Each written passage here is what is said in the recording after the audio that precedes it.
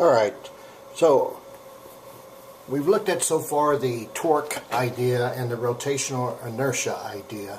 So let's go back to our PowerPoint slides real quick and just go through those, and then we'll look at this first application problem. So on slide 2 of your PowerPoint, you have just the general description of the dynamics section of Model 4, and it introduces, what's different about what we could do in Model 4 that we haven't done in Models 1 through 3, and what rotational motion adds in that. And what rotational motion adds in dynamics is, if you look at slide 3, is the torque idea. And so we talked previously about torque and what torque means. He's showing it as a twist, but it's the same idea. The torque applied to an object, a rigid body, can cause that object to rotate either clockwise or counterclockwise, where we consider counterclockwise to be positive and clockwise to be negative.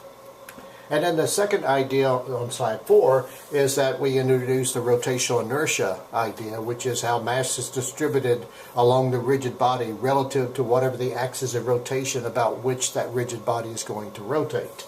And so slide 4 talks about that, and then slide 5 looks at the actual rotational inertia idea and how it's generated and how you get those constants K's that we mentioned in the previous lesson. And then the parallel axis theorem as well. So finally on slide 6, there's a number of different examples that's worked out for you in the spiral physics. I encourage you to go and look at those examples because I think they'll help you see both the torque idea and the rotational inertia idea. So on pages 51 through 53 is one of those examples worked out in good detail.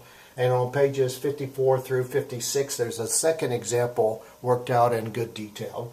And then on pages 57 and 58, there's a third example, numerical example that worked out in good detail, so you can look at that.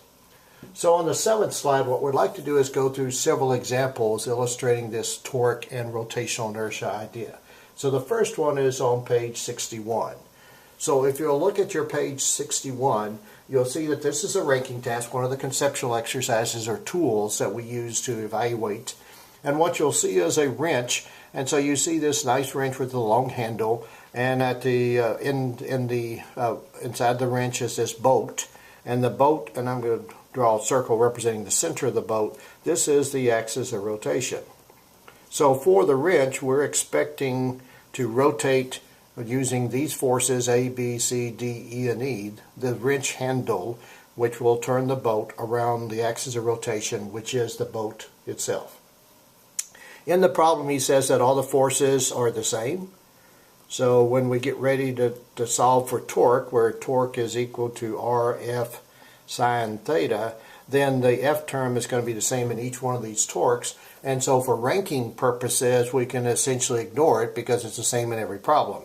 And so that means we're going to concentrate on the R, that is the distance from the axis of rotation to the point on the wrench handle where the force is applied. So we sometimes call that the R vector, the lever arm. And then the angle at which that force is being applied to the wrench handle, which is the angle to the R vector. So if we start off, let's say that we want to go to A. So this would look something like our R vector. So we're going to calculate the torque of force A. And we're going to call this distance some arbitrary distance. Let's say it's L. I mean, it's a R vector, but let's say that this length is some length of L. And so we can say that this torque is going to be L times the force, which is a constant, times the sine of the angle. And this looks like it's about a 45-degree angle, so we're going to say the sine of 45 degrees. And that would give you some numerical value. And for ranking purposes, all we want to do is a comparison to that. So if we go to the next force, which is really force F, then we're going to say that the torque contributed by force F is, now we're going to say that that distance looks like it's roughly twice as long, so we'll call it 2L. And this angle is a little bit bigger, so we'll call it a 60-degree angle, so that's the sine of 60 degrees. And so we could see that 2L sine of 60, that product is going to be bigger than A, so we would say that the torque of the force F is bigger than the torque of force A. If we keep going up the handle, by the time we get to B and E, then we would say that the torque of B, let's do that first, and we're going to consider that to be a length of 3L, because it's certainly longer, but this is at a right angle, so this is going to be sine of 90 degrees, and we know that the sine of 90 degrees is 1, so this is a maximum torque. And so the torque of B is certainly bigger now than the torque of F, which is bigger than the torque of A. And if we look at E, we would say that the torque of E is the same as the torque of F. The difference is that B sets up a counterclockwise rotation. E sets up a clockwise rotation. So normally we would say that this is a positive torque. That is, the torque of B is a positive torque. And E, the torque of E, would be a negative torque because it's clockwise. But since we're only ranking the magnitude, then they have the same relative torque value. And if we keep going up this handle, the next one is D, so that means that the torque of D, and it looks like it's a little bit longer, so we'll call it 5L, times the sine of, and notice it's at a right angle as well, so it's a sine of 90 degrees. And notice that torque, even though it's applied on this side of the handle, would also set up a counterclockwise rotation, and it would be a positive torque, but again, we're ranking the magnitude only.